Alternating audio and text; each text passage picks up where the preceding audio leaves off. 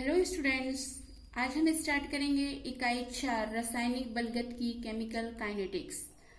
तो आज इस टॉपिक पर हम जो रासायनिक अभिक्रिया होती है, रासायनिक अभिक्रिया की दर या वेग और उन रासायनिक अभिक्रियाओं की क्रियाविधि के बारे में अध्ययन करेंगे। और इसमें इससे रिलेटेड टॉपिक जो अभिक्रिया का वेग, औसत वेग और तात्क्षणिक वेग के बारे में हम जानकारी लेंगे। तो मेरे साथ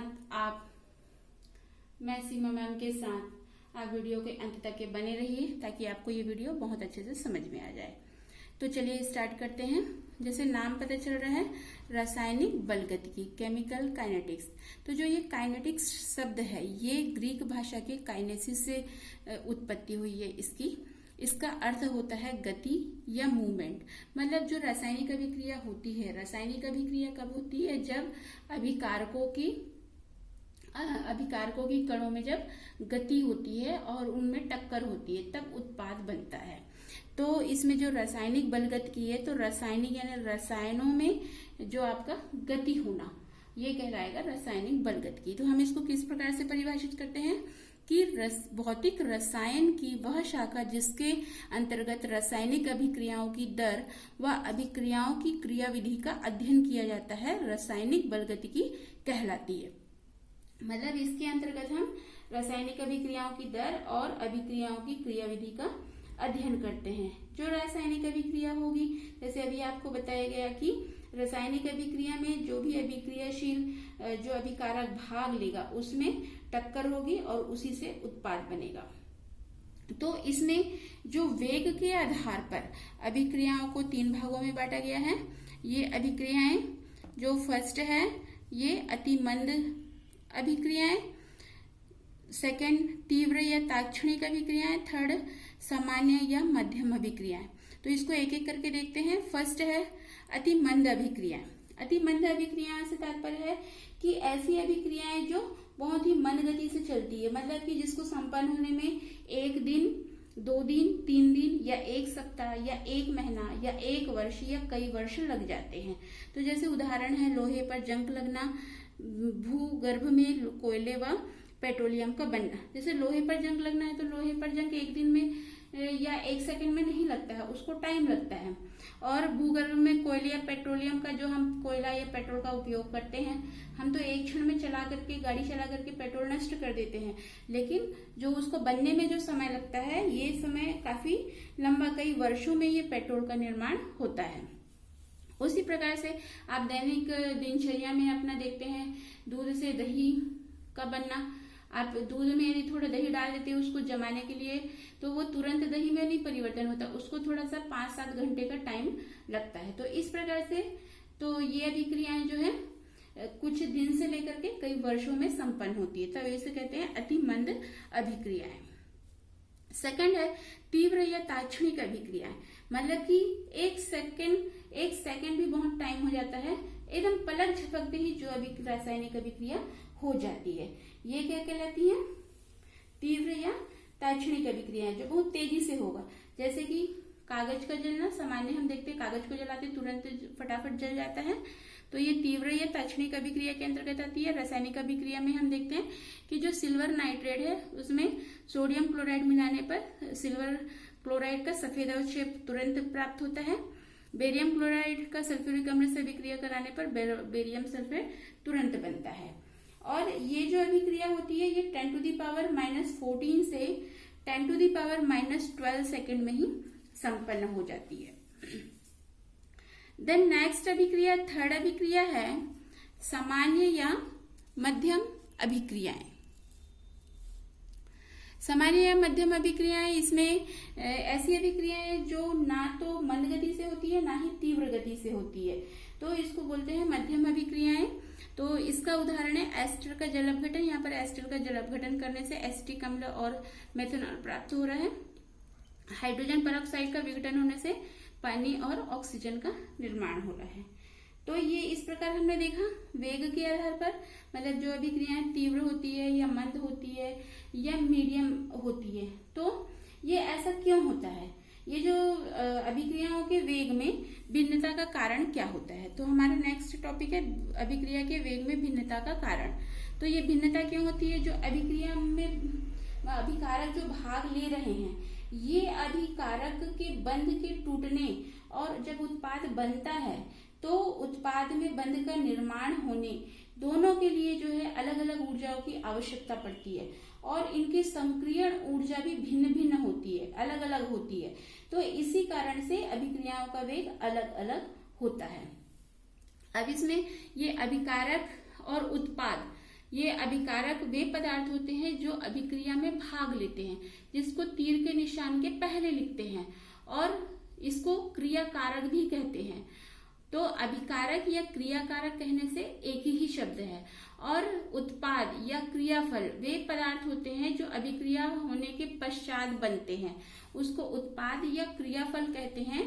ये तीर के निशान के बाद में लिखे जाते हैं। तो इस चीज को ध्यान रखेंगे, क्रियाफल क्रियाकारक अलग अलग नहीं है, अभिकारक और क्रियाकारक एक ही शब्द है और क्रियाफल या उत्पाद एक ही शब्द है, तो कंफ्यूजन नहीं होना है। आगे है अभिक्रिया का वेग।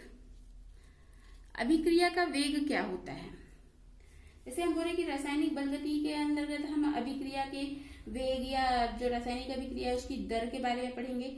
तो जिस प्रकार से कोई गाड़ी चलती है तो उसका एक दर या उसका वेग होता है, मतलब एक निश्चित समय में वो कितनी दूरी तय कर रही है, इसको ज्ञात किया जाता है। तो इसी प्रकार से जो अभिक्रिया का वेग होता है वो इकाई समय में उसकी सांद्रता में कितना परिवर्तन हो रहा है, इसको देखा जाता है।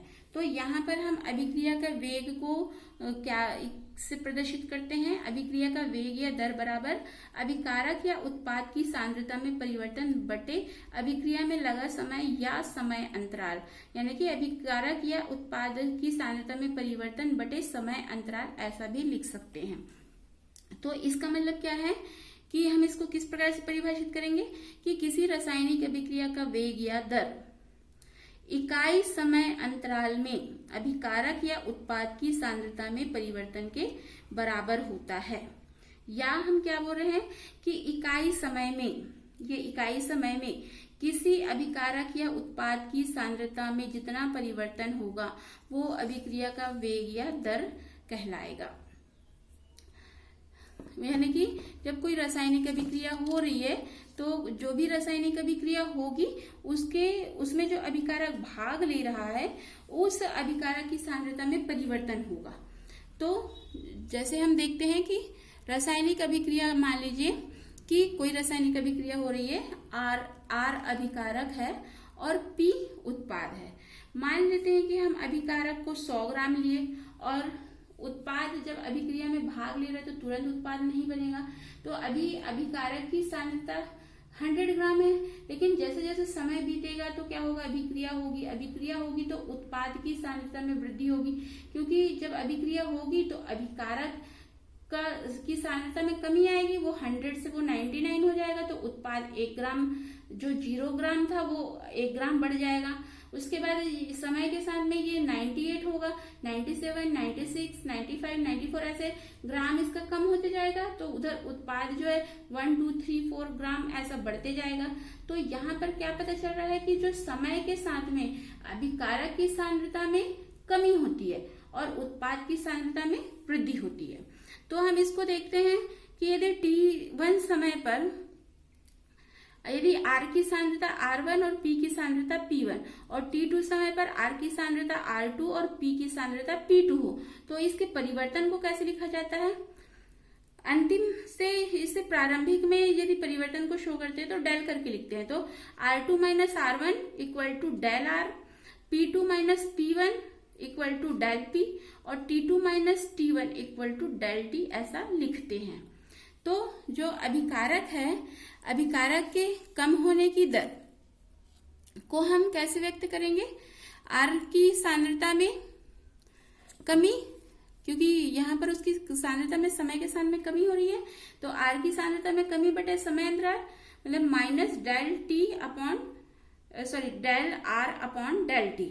और उत्पाद यानी पी में वृद्धि की दर इक्वल टू पी की सांद्रता में वृद्धि बटे समय अंतराल। तो यहाँ पर plus del P upon del T. यहाँ पर ये ध्यान देना है कि यहाँ पर माइनस लगा, यहाँ पर प्लस। इसका मतलब ये है जो माइनस है ये संकेत करता है कि अभिकारक की सांद्रता में कमी हो रही है, और प्लस यह व्यक्त करता है कि उत्पाद की सांद्रता में वृद्धि हो रही है।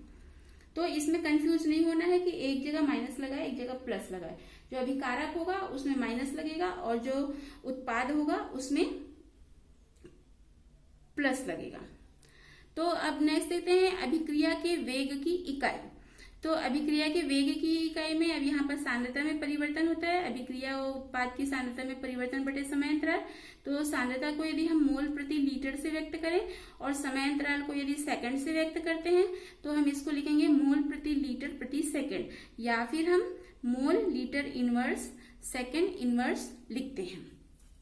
यदि जो अभिकारक है यदि गैसीय फॉर्म में होगा तो गैसीय फॉर्म में होने पर हम इसको यदि सांद्रता को वायुमंडल से लेते हैं तो लिखेंगे वायुमंडल सेकंड इनवर्स, या फिर वायुमंडल को एटमॉस्फेयर बोलते हैं तो एटमॉस्फेयर सेकंड इनवर्स। यदि हम समय को मिनट में लेंगे तो एटमॉस्फेयर मिनट इनवर्स ऐसा लिखेंगे। आगे हम देखते हैं अभिक्रिया का औसत वेग एवं ताक्षणिक वेग। तो पहले हम औसत वेग को देखते हैं। औसत वेग का मतलब क्या है कि जो रासायनिक अभिक्रिया का वेग है वो हमको पता है कि समय के साथ में जो अभिकारक होगा उसका सांद्रता में कमी और उत्पाद की सांद्रता में वृद्धि होती है। तो यहाँ पर रासायनिक परिवर्तन की जो मात्रा है ये द्रव्य अनुपाती क्रिया के नियम अनुसार अभिकारक की सांद्रता पर निर्भर करेगा। तो यहाँ पर हमको ये पता चल रहा है कि समय के साथ में अभिक्रिया का वेग स्थिर नहीं होता है, अलग अलग समय पर अभिक्रिया का वेग अलग अलग होगा। तो हम जो है इकाई समय में हुए परिवर्तन को अभिक्रिया का वेग ना कह करके हम उसको औसत वेग कहेंगे। तो इसको किस प्रकार से परिभाषित करेंगे कि किसी निश्चित समय अंतराल में किसी अभिकारक या उत्पाद की मोलर सांद्रता में औसत परिवर्तन अभिक्रिया के औसत वेग के बराबर होता है। मतलब इसको हम फॉर्मूला के रूप में लिखते हैं। औसत वेग आर एवरेज रेट निकाल रहे हैं तो रेट लिख रहे हैं, और ए भी जो है एवरेज को दिखा रहा है, तो बराबर मोलर सांद्रता में परिवर्तन बटे समय अंतराल। तो हम यहाँ पर जो औसत वेग रहता है उसको डेल एक्स से प्रदर्शित करते हैं बटे समय अंतराल में डेल टी। तो यहाँ पर मान लीजिए कोई रासायनिक अभिक्रिया है, अभिकारक आपका आर है और उत्पाद पी है, तो इसके लिए हमको औसत वेग लिखना है तो हम लिखेंगे minus del R upon del T, और जो उत्पाद है उसके लिए लिखेंगे plus del P upon del T. तो नेक्स्ट है हमारा ताक्षणिक वेग। ताक्षणिक वेग या फिर इसको बोलते हैं इंस्टेंटेनियस रेट। तो ये ताक्षणिक वेग क्या है? जैसे कोई रासायनिक अभिक्रिया हो रही है तो रासायनिक अभिक्रिया शुरू हुई, लेकिन उसका हर एक क्षण में कुछ ना कुछ परिवर्तन हो रहा है, तो उस क्षण को मापने के लिए हम ताक्षणिक वेग या तात्कालिक वेग का प्रयोग करते हैं। तो जैसे कि हम इसको किस प्रकार से परिभाषित करते हैं कि किसी दिए गए क्षण पर अभिक्रिया के वेग ताक्षणिक वेग कहलाता है। किसी निश्चित समय t पर ताक्षणिक वेग एकांक समय में अभिकारक या उत्पाद की मोलर सांद्रता में हुए परिवर्तन के बराबर होता है। जैसे हमने कोई रासायनिक अभिक्रिया ली जिसमें अभिकारक R है और उत्पाद P है, तो इसके ताक्षणिक वेग को प्रदर्शित करने के लिए हम D का प्रयोग करते हैं। तो यहाँ पर हम इसको D जो ताक्षणिक वेग रहता है इसके लिए हम dt का प्रयोग करते हैं। तो यहाँ पर जो आपका जो समय अंतराल रहेगा तो dt का प्रयोग करेंगे, और जो अभिकारक या उत्पाद रहेगा उसके लिए उसके साथ में d का प्रयोग करेंगे। तो ताक्षणिक वेग यहाँ पर लिख रहे हैं RINST, इससे हमको क्या पता चल रहा है कि ये ताक्षणिक वेग को दर्शा रहा है। तो equal to minus dr upon dt या फिर प्लस dp अपॉन dt। तो यहाँ पर हमको ये समझ में आ रहा है कि ताक्षणिक वेग के लिए हम यहाँ पर d का प्रयोग करें, माइनस इसलिए प्रयोग करें क्योंकि अभिकारक की सांद्रता में कमी हो रही है, और यहाँ पर प्लस इसलिए लिखे क्योंकि उत्पाद की सांद्रता में वृद्धि हो रही है।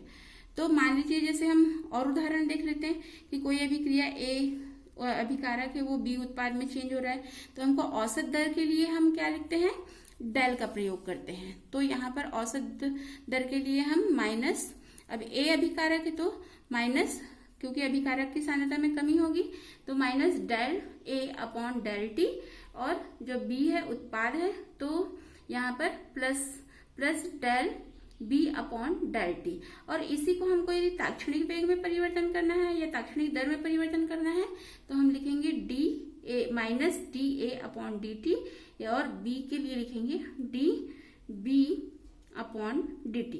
प्लस का साइन नहीं लगाने से भी वो प्लस में रहेगा, ऐसा समझ में आता है।